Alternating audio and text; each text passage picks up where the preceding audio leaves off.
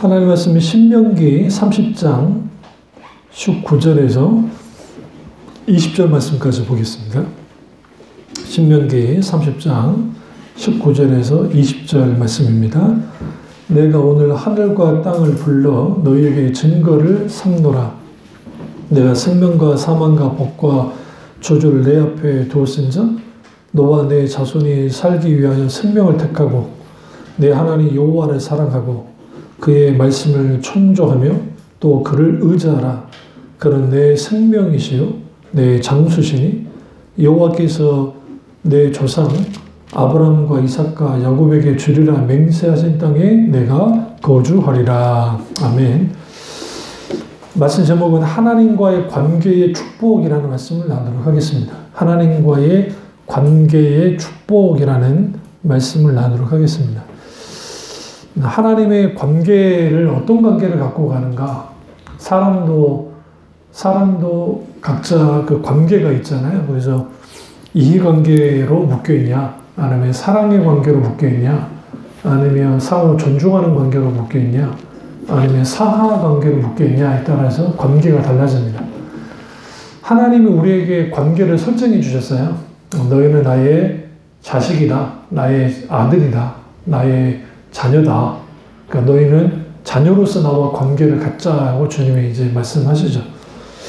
그런 면에서 오늘 여호수아 신명기에서 모세가 하나님과의 관계를 크게 세 가지에 대해서 말합니다. 하나는 하나님을 사랑하는 관계, 두 번째 말씀을 청종하는 관계, 세 번째는 의지하는 관계를 가자고 하는 겁니다. 그러니까 사랑하는 관계, 말씀을 청종하는 관계, 그 다음에 그를 의지하는 관계. 이 관계로 나아가면 하나님께서 어떻게 내 생명이시고 장수시니까 오래 살게 해주시고 하나님께서 우리에게 진정한 복을 주신다고 분명히 말합니다. 여기서 복과 저주, 사망과 복과 저주, 생명과 사망과 복과 저주를 우리 앞에 두셨다. 그러면 우리는 선택을 해야 되는데 그러면 당연히 우리는 생명을 선택해야 되겠죠. 그러면 여기서 이제 이걸 대조를 한 거죠. 생명과 사망, 복과 저주. 그러니까 생명과 사망은 대조적이고 복과 저주도 대조적이잖아요.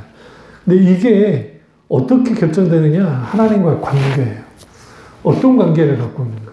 그러니까 우리가 자녀도 마찬가지입니다. 이제 예를 들어 애들을 키울 때 큰 녀석은 공부 잘하고 작은 녀석은 공부를 좀 못하고 아니면 큰 녀석이 공부를 못하고 작은 녀석이 공부를 못할 때 우리는 어떻게 접근해야 되는가? 그랬을 때는 이제 잘한 아이한테 칭찬하는 게 뭐가 문제가 있어요. 그런데 보는 앞에서 칭찬하면 안 돼요. 사실 못하는 아이 앞에서. 그리고 못한다고 해서 또 보는 앞에서 질책하면 안 됩니다. 너는 왜 언니처럼 형처럼 오빠처럼 못하냐? 아니면 동생처럼 못하냐? 그러면 안 되는 거죠. 그러니까 우리의 자녀를 비교라고 하는 그 눈으로 딱 지켜봐 버리면 모든 게 비교 대상이 되거든요. 그러니까 하나님은 우리를 비교하지 않아요. 왜 그럴까요? 비교할 건덕지가 없으니까. 무슨 말이냐면 저와 여러분이 모세 같은 사람이고 여호수아 같은 사람이고 다윗과 같은 사람이고 아브라함 같은 사람이라 할지라도 하나님은 비교하지 않아요. 왜? 비교가 필요가 없어요. 하나님은 그 사람 그 자체를 사랑하시기 때문에 그 자체만을 평가합니다. 비교하며 평가하지 않습니다. 물론 하나님이 비교한 적이 있어요. 내 마음과 합한 다윗과 같지 않았다라고 하죠. 계속. 열왕기상을 보세요. 그 역대상을 보시면 다윗의 길로 가지 않았다. 그들이 다윗과 같진 않더라. 라고 하는 하나님의 평가는 있어요. 분명하게. 그런데 하나님이 원하는 것은 너네가 다윗의 길로 갔으면 좋겠어. 그러니까 난 그걸 원해. 라고 하는 하나님의 뜻은 분명히 붙여줘요. 그렇다고 해서 하나님이 히스기야에게 너는 다윗처럼 돼야 돼. 너는 다윗과 같은 뭐 그런 사람들 그렇게 하지는 않고 히스기야의 연약함도 하나님이 붙들어줘요. 그리고 관계를 가져갑니다. 그때 그게 뭐냐? 하나님과 우리와의 관계가 신분으로 묶여 있다는 거예요. 그러니까 여러분 먼저 이렇게 생각해야 돼요. 나는 신분상 하나님이 자녀라는 거예요. 여러분의 자녀, 또 제 자녀들도 있지만 애들이 시튼주튼 저랑 엮여 있어요. 뭐로? 혈연으로, 못으로, 법으로. 혈연과 법으로. 우리는 하나님과 법으로 묶여 있어요. 사랑의 법으로. 사랑의 법으로 묶여 있어요. 그래서 사도 바울이 우리가 하나님께 양자 삼아졌다. 그러니까 우리는 하나님의 양자야. 그런데 놀라운 일이 있죠. 양자인 우리를 공동상속자로 삼으셨다. 근데 여기서 공동상속자가 큰 아들이신 예수님과 동일한 공동상속자가 되게 하셨다는 거. 명심하실 거, 딸이니까 유산 덜 주고 아들이니까 유산 더 주는 거 하지 마세요. 경고합니다. 그건 왜 그러냐면 그건 하나님의 법에 맞지 않아요. 동일하게 주셔야 돼요. 저는 우리 애들한테 다 선언했어요. 뭐 줄 유산도 없지만 똑같이 준다. 그 이유는 하나님이 우리에게 그래요. 공평하신 하나님이 공평하게 주십니다. 어차피 딸은 시집갈 거니까 우리 사람 아니잖아. 그건 옛날 생각이고. 요즘 딸이 더 잘해. 아들보다도. 사실은요. 그렇기 때문에, 그렇기 때문만은 아니지만, 하나님 보시기에 동일하게 대해줘야 됩니다. 그러니까, 그때 중요한 게 이제 잔소리를 하지 않아야죠. 그러니까, 이랬네, 저랬네, 너는 왜 그렇게 사니, 왜 그렇게 하니. 저도 보다 보면 참 답답할 때 있어요. 왜 저렇게 할까? 그러니까 빨래를 넣는 거 하나만 봐도, 왜 저럴까? 그런 생각이 들 때 있어요, 솔직히. 근데 막 내가 너 이렇게 해야 되고, 저렇게 해야 되고, 저렇게 해야 돼 말 안 해요. 어차피 널어준 거 감사하잖아요. 안 하는 게 더 문제지. 그러니까 해준 것만으로도 감사하다. 또 그것들이 빈정상해하면 안 되고 많으니까. 그래서 또 설거지를 하더라도 왜 물바다를 만들어 놓을까? 그럼 그거 가지고 지적질을 하면 안 해버릴 수 있어요. 아니면 고의로 더 물을 하면 안 돼. 그러니까 여기 우리가 하나님이 우리를 대하실 때 그거예요. 잘한다 못한다 상벌의 개념으로 다가오지 않아요. 오늘 우리에게 뭐합니까? 이 복과 저주, 생명과 사망, 복과 저주를 내 앞에 뒀다. 그러니까 너희는 생명을 택해라. 그리고 너희는 여호와를 사랑하고 그리고 그 말씀을 충족하고 그분을 의지하는 관계로 나가라. 그러면 하나님이 우리 인생을 책임져 주겠다는 거예요. 이게 하나님과의 우리와의 관계예요. 근데 그것이 신분으로 묶여 있다는 거죠. 우리는 하나님의 자녀다. 나는 하나님의 자녀다. 그 하나가 어떤 가치를 갖고 있냐면 세상 어떤 권세도 어떤 누구도 나에 대하여 평가할 수 없어요. 오늘날의 세상에서 가장 큰 우상이 뭐라고 생각하십니까? 자기 숭배, 자기 숭배. 자기 숭배 우상. 왜 사람들이 SNS에 그렇게 열을 올리면서 올릴까요? 좋은 의미로는 소통하려고 하는 거거든요. 소통하려고. 근데 어디 가가지고 음식을 먹는데 목사님들은 절대로 그런 거 없어요. 맛있는 게 나오면 식기 전에 먹어야 된다. 그런데 이상하게 목사님들이 식사를 가다 보면 40, 50대 아줌마들하고 동선이 겹쳐. 목사님들이 나한테 식사를 가면 아줌마들이랑 겹친다고요. 맛있는 데 같이 와가지고. 그러면 그때 야, 나 비켜봐! 탁탁탁 찍고 우리는 그냥 이해하지 못하지. 그 산재 가지고 뭐 씹어먹을 것도 아니고. 우리는 식사하는데 열정을 하거든요. 그러면 요즘 전문 친구들, 유명한 사람들이 그런 거를 해서 이렇게 올려놓은 이유가 나는 이걸 즐기고 있어. 나는 이걸 통해서 행복해. 근데 진짜 행복한 사람은 그런 일 안 해요. 또 그런 게 유명세를 떨치게 하고 그게 사람들에게 관심을 끌고 그것이 잘만 하면 또 돈으로도 이어지잖아요. 그러니까 그걸 열심히 하는 거예요. 그걸 통해서 나라는 사람이 이런 사람이야. 그러다 인기를 끌게 되고 그리고 그걸 통해서 돈을 벌거나 아니면 뭔가 유명한 사람이 되고 그렇게 되어지면 그게 자연스럽게 나라고 생각해요. 그게 나야. 그리고 자연스럽게 자기를 이제 드러냅니다. 그래서 연예인들이 툭 하면 하는 행동 중에 돈을 많이 벌고 인기를 끌면 명품을 사자 낀 이유가 그거예요. 이상할 정도로 명품이 왜 팔릴까? 이번에 뭐, 그, 샤넬인가 어딘가, 샤넬인가 구찌인가 그랬나? 막 냄새 나는 그 썩은 내 나는 그 가방. 모르세요? 이번에 이거 막 바뀌어준다. 그랬는데, 그 가방이 한 몇 년 썼더니 막 냄새가 막 나는 거예요. 그러니까 이게 이제 크레임 걸었죠. 그러니까 구찌인가 어딘가 거기에서 그게 지금 100만 원 더 올랐으니까 100만 원 내고 바꿔주겠다고. 100만 원을 내면 바꿔주겠다. 그러니까 이제 산 사람들이 불가치는 하니까 그제서야 그러면 그냥 그렇게 그대로 바꿔주겠다. 사람들의 심리 속에서 자기 숭배가 극에 달하는 게 뭐냐면 내가 이제 어느 정도 돈도 벌고 뭐가 하다 보면 높아지고 싶어요. 뭔가 내가 그런 사람이 되고 싶어요. 그들의 자부심이 가지고 있는 것, 살고 있는 것, 내가 치장하는 것이 되어지는 거예요. 그런데 하나님과의 관계 속에 있는 사람들은 그게 중요치 않아요. 이번에 오타니라고 하는 그 메이저리그, 일본 선수가, 이제 일본 출신 메이저리그가 왔는데, 그 친구가 제가 알기로 9,300만 달러로 계약했어요. 한 10년 전인가. 9,300만 달러면 이게 어마어마한 돈이잖아요. 근데 그 친구가 아주 검소하게 삽니다. 이제 결혼한 그 부인 되신 분도 가지고 다니는 가방이 5만 원짜리예요. 그리고 그 야구 경기 구경하는데 일반석에서 구경을 했어요. VIP실이 아니고.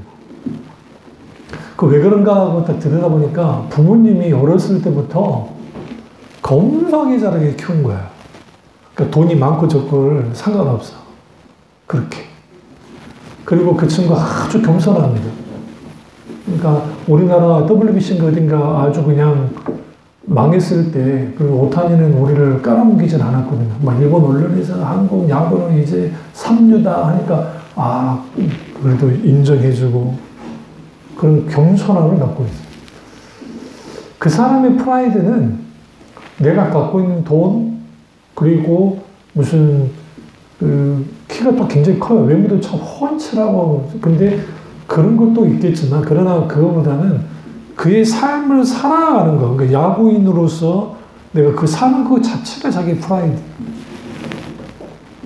그리스도인이 그래야 됩니다. 내가 예수 믿는 자기 때문에, 그리스도인이기 때문에 나의 자존감을 가지고 살아가야 되죠. 근데 그게 그냥 내가 이제 그렇게 살아야 돼 라고 해서 되어지는 건 아니고, 하나님과의 관계를, 어떤 관계를 갖는가. 앞서 말했듯이 하나님을 사랑하는 관계, 말씀을 청종하는 관계, 그걸 의지하는 관계로 나아갈 때 그런 사람들이 하나님으로 인한 자부심을 가지고 지나가는 거예요. 그리고 그 자부심이 뭐와 연결이 되어지면 하나님의 주권을 인정하고 나아가면 자기 숭배로 빠지지 않습니다. 근데 이제 은사주의자들이나 큰 교회를 담임하는 목사님이 되다 보면 사람들이 떠받들어 주잖아요. 그러니까 자기도 모르게 자기가 으쓱해집니다. 그러다 보니 자기가 자기를 숭배하게 돼요. 그래서 그 성경 신학자 중에서도 어떤 많은 신학자들이 오늘날의 최고의 우상은 눈에 보이는 뭐 그런 우상이 아니고 또 만몬이라고 하는 물질의 우상이 아니라 오늘날의 우상은 자기 숭배다. 그 자기 숭배는 결국 끝없는 인간의 욕망이 결부되어 있고 선악과를 따먹으려 했던 아담과 하와도 자기 숭배 때문에 그렇게 되어진 것처럼 오늘날 우리도 그 자기 숭배에 빠질 수 있습니다. 그래서 이것을 극복하는 길은 하나밖에 없어요. 하나님의 자녀가 된 것이 내가 될 만해서가 아니라 하나님이 나를 은혜 가운데 하나님의 인자하심으로 나를 자녀 삼아줬다라는 거예요. 그게 되게 너무 가치 있는 거죠. 그러니까 오늘 그 음악과 관련된 그 교수, 여자 교수 한 분이 강연하면서 그 음악의 아버지가 누구요? 바하인가요? 바하. 어머니가 핸델이고, 그 일본이 만들어낸 겁니다. 그 일본만 그래요, 우리나라하고. 그거는 아닌데, 바하인가? 바이든이 아니라, 하이든인가? 하이든인가 그분이 귀족에서 30년 동안 음악으로 막 하셨대요. 근데 이제 우리가 생각할 때 그 시대의 음악가들은 사실은 우리가 생각하는 지위가 높지 않았습니다. 대부분이 왕국이 있다 할지라도 지위는 하층민이에요. 그렇게 높게 쳐주지 않았어요. 근데 그분이 30년 근속을 하고 73세인가 돌아가셨는데 그 매장을 했는데 그 집안에서 그 귀족 집안에서 어떻게 그렇게 우리 집안을 위해서 음악을 하신 분을 그렇게 둘 수 있냐. 그래서 그 귀족들만 자기들 가족 귀족들만 묻히는 거기에 안장을 시키거든요. 그 가문은 지금 어떻게 되는지 몰라요. 근데 이제 하이든인가 뭐 어쨌든 그분은 남아 있잖아요. 그런 것처럼 그분의 가치가 그 당시 계급으로 신분으로서는 그게 높지 않았을 줄 모르지만 남겨진 수많은 작품들 그리고 이후에 그 사람을 인정하는 귀족들 그 실질상 오스트리아에서 정말 국민 영웅이라고 할 만큼 그렇게 인정을 받죠. 자, 그걸 들으면서 그거예요. 그분이 핸델은 영국으로 가서 돈을 엄청나게 많이 벌면서 영국의 실질적인 음악가가 되거든요. 그래서 배신자 소리를 들어요. 자기 나라에서. 근데 그렇게 완전히 가지 않고 있던 그 사람. 그 사람의 정체성, 그 사람이 가지고 있는 어떤 자신의 자존감은 내가 음악가로서 그리고 음악을 만든 것으로서의 가치를 느꼈잖아요. 마찬가지로 우리의 가치 느낌은 내가 하나님을 믿는다는 것에서 찾아야 돼요. 그러니까 내가 하나님을 믿는다? 근데 어떻게 믿느냐? 이 부분은 우리가 그 크레도, 이게 이제 사도신경에 잘 나타나잖아요. 그 하나님을 창조주로, 아버지로, 구원자로, 그리고 심판주로 믿는다. 그리고 그분이 나를 위해서 죽으셔 십자가에 못 박혀 나를 구원하셨던 구원자로서의 아버지, 하나님으로 믿는다. 그 믿음을 가지고 살아가는 사람들은 세상 사람들은 어떤 한 사람을 평가할 때 어느 대학을 어디서 태어났고 어느 대학을 나왔고 어떤 직장을 다니고 그리고 어떤 집에서 살고 어떤 업적을 남기고 어떤 일들을 냈고 무엇을 했느냐가 중요하지만 하나님은 우리 업적에 관심이 없어요. 하나님의 관심은 나와 너가 뭘 했느냐예요. 하나님과 내가 무엇을 했는가. 그래서 나는 그렇게 세상 사람의 눈으로 또 일반 객관적으로 크게 큰 일을 한 건 아니지만 예수님이 두렙돈에 헌금하는 여인을 성경 쫙 보세요. 성경을 보시면 예수님이 아주 짓궂으신 게 예수님 당시 성전에는 그 헌금함이 있는데 연보함이 있는데 그게 하나만 있는 게 아니고 이제 조금씩 곳곳에 있어요. 그런데 두렙돈이라는 게 우리 예전에 그 1원짜리 생각나세요? 1원짜리 생각나시면 옛날 사람? 그 정도만이에요.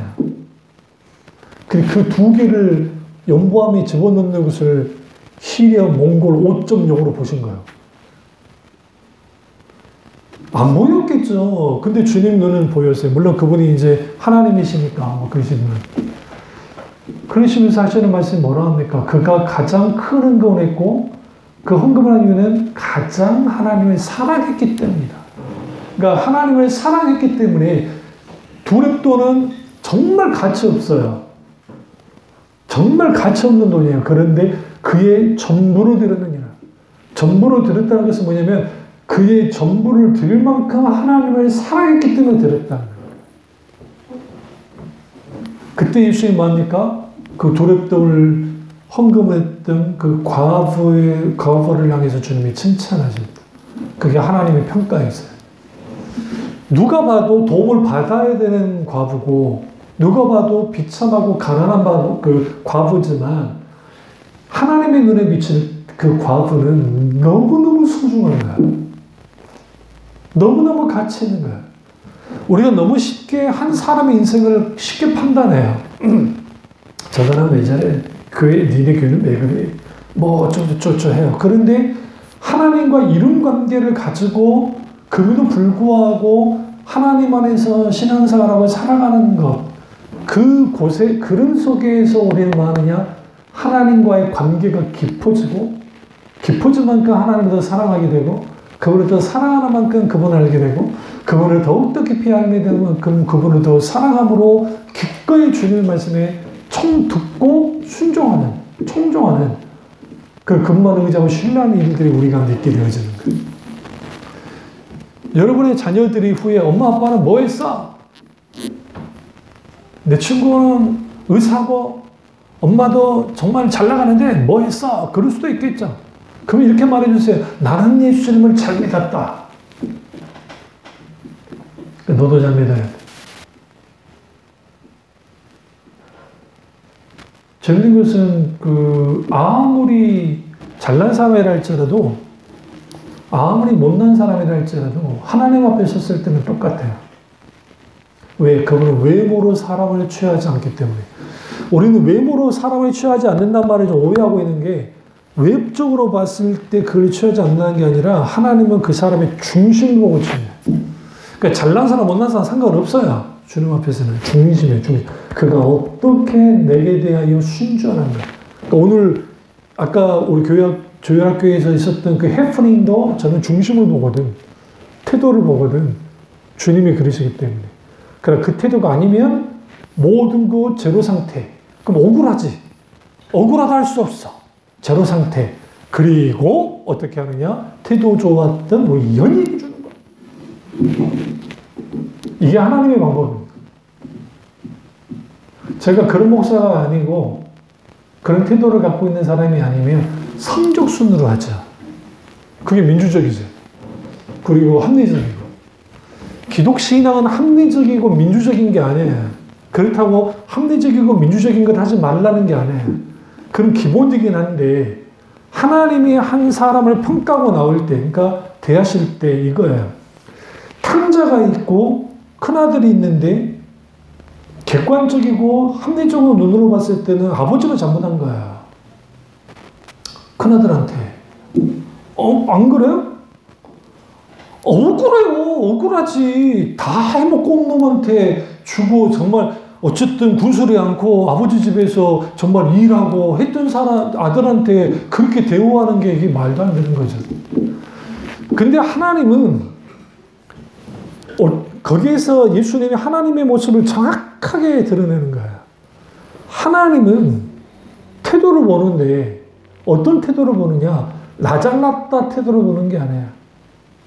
하나님이 그 사람을 포용할 때, 용납할 때, 그래서 딱 한 가지야.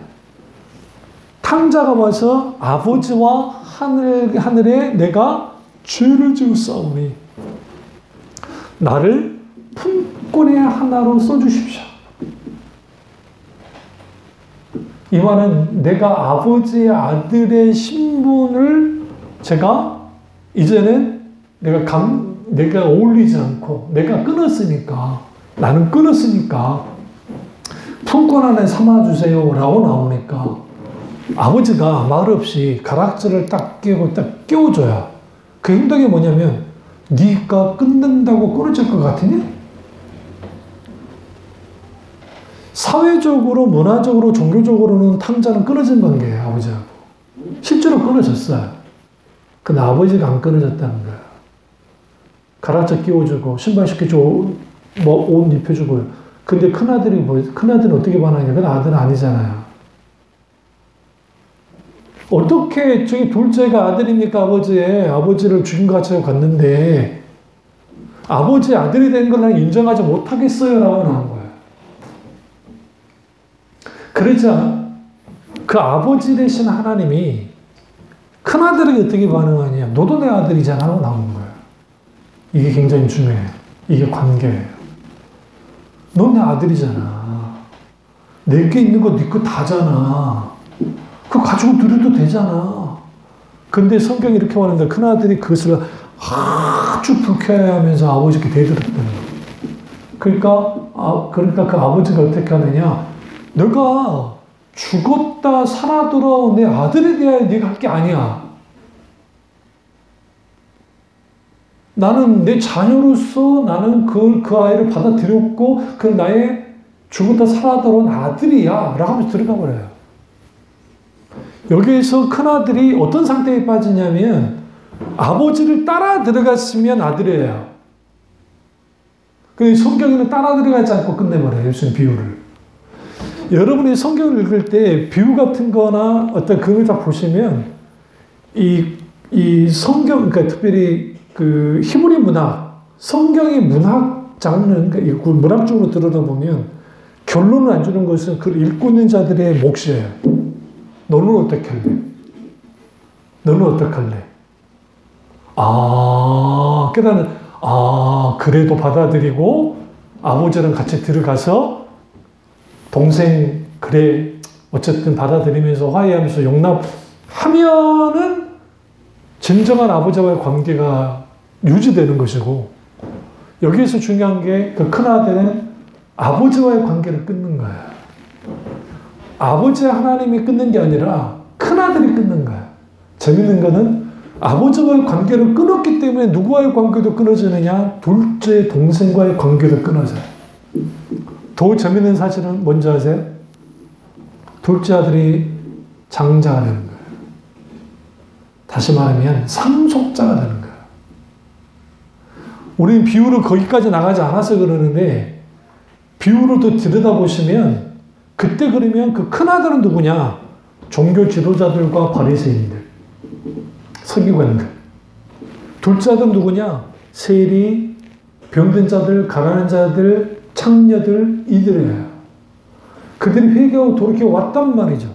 그리고 예수님은 그들과 함께 식사도 하잖아요. 그러니까 바리새인들 뭐라 합니까? 너네 선생은 저 말도 안 되는 것들하고 밥 먹고 희낙낙한다. 그게 말이 된다고 생각하냐? 그러니까 제자들이 들어보니까 그게 맞는 것 같으니까 예수님이 저 세리들하고 창녀들하고 밥 먹는답디다 왜 말했다고 생각하세요? 제자들과 똑같은 생각을 하고 있던 거예요. 이 경고의 메시지가 탕자 비유 속에 누구를 향한 경고도 하냐면 예수님의 제자들을 향해서도 경고를 하는 거예요. 니네들도 이룰 수 있어. 니네들도 큰아들 같이 행동하잖아. 바리새인들처럼. 그러면 너희들은 내 자녀가 될 수 없어. 왜? 이 관계는 아버지가 맺은 관계. 그러니까 아버지가 신분을 줬고 그 관계는 아버지는 절대로 끊지 않아. 근데 누가 끊어내려? 큰아들과 같은 자들이 끊어내려. 이게 관계의 존재. 그래서 끊으면 사망이고 오늘 이 본문에 있는 이 끊어버리면 저주를 받는 상태에 빠져버리는 거예요. 신명기 30장이 복받는 길에 대해서 쭉 말하잖아요. 그 다음에 저주에 대해 말해요. 그때 딱 중요한 게 뭐냐면 마음의 한대를 받고 하나님 그분의 말씀이 청종하고 그리고 그분의 명령대로 행하고 그리고 그 하나님 그분의 긍휼하심 안에 있는 사람들, 하나님의 자녀로서 사는 관계 속에 있는 사람들, 그 사람들은 진정한 복을 누린다는 거예요. 여기서 우리가 이 말씀을 끝내겠으면은 여기서 우리가 한 가지 감사한 게 뭐냐면 우리는 늘 사고치지 않고 잘 사는 존재가 아니다. 우리는 언제든지 죄를 짓기도 하고 넘어지기도 하고 그러지 않기도 하고 하는 관계 거기에서 과중과중 살아간다. 그런데 아버지 되신 하나님이 사사건건 너희가 잘못했으니까 호적에서 파버려? 그런 말 들으셨죠? 저도 어렸을 때 막 호적에서 파버린다? 오늘날 얼마나 좋은 세상에 호적이 사라졌으니 호적에서 팔 수가 없어. 그리고 법으로 불가능해요. 우리 자식들이 사고 친다고 해서 동사무소 주민센터 가가지고 애들 좀 파주세요. 미쳤나? 못 파요. 못 파요. 이런 말까지 해요. 죽어도 못 파요. 그대로 가는 거예요. 마찬가지로 하나님과 우리와의 관계도 끊어지지 않아요. 누가 끊으리요 주의 사랑에서. 어떤 위험과 환난과 와도 끊을 수 없다는 거야. 이 부분을 사도 바울이 말하잖아요. 누구도 끊을 수 없다. 왜? 그 아무도 끊을 수 없어. 끊을 수 없는 관계. 근데 그 관계를 앞서 말했지만 그냥 뜨뜻무지가는 관계, 그저 그런 관계, 이런 관계로 가면 안 돼요.